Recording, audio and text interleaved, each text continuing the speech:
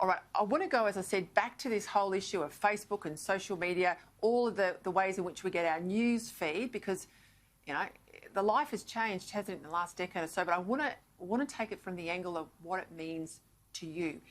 Because you may be surprised, but 52% of Australians use social media for their headlines, for their news headlines. Gone are the days you walk into a news agent. I know a lot of people go direct to the Australian or to the Herald Sun for their subscriptions, but so many come via Facebook. So for more on all of that now, I'm joined by the editor of the Tech Guide, Stephen Fenech. Stephen, this has dominated the news today. We haven't been able to read it in social media feeds, but everywhere else we've been talking about Facebook. Break it down for people. What happened today?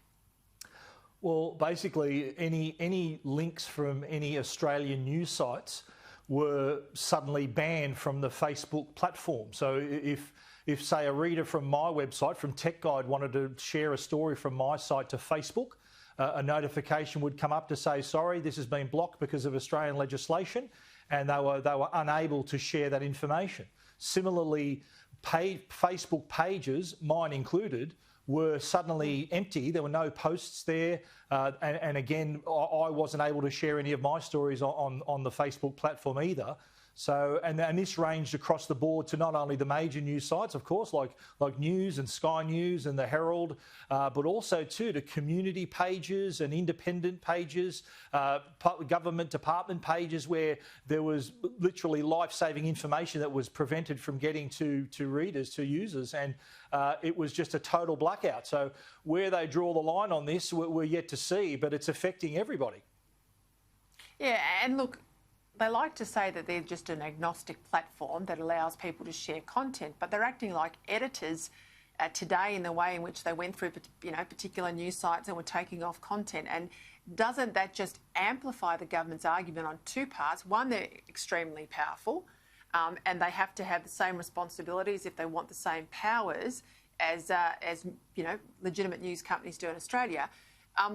But two, if they are taking someone's content and profiting from it, which they are via ad revenue that then follows them, to social media outlets, if they want that, then they've got to pay for it in the way that everybody else in Australia, if you use someone else's content, regardless of what it is, physical or digital, you pay for it. No, I totally agree, and you're right. Facebook's a massive entity. They've got billions of users around the world and millions here in Australia. And a lot of news platforms rely on that audience because for a lot of people, Facebook is their internet. So they find their news, their information from Facebook. It's like the virtual town square where we find out about what our mates are up to, what's happening in the news and all that information. So for them to suddenly turn around and now to stop that from happening is going to have a major effect. And you're right, they do have a big say in, they're very influential in the news that's shared, how we find that information, and that's a situation now where we need to deal with. And the problem that we're going to see is that what's going to fill that vacuum? These reliable websites that are where expert journalists and good quality journalism now suddenly banned. What's going to fill that space? You're going to see a lot of misinformation, a lot of crackpots, a lot of conspiracy theories. So there's a real worry for Facebook users. They're going to be flooded with all this crap, this misinformation that they're going to flood their feed and think is real.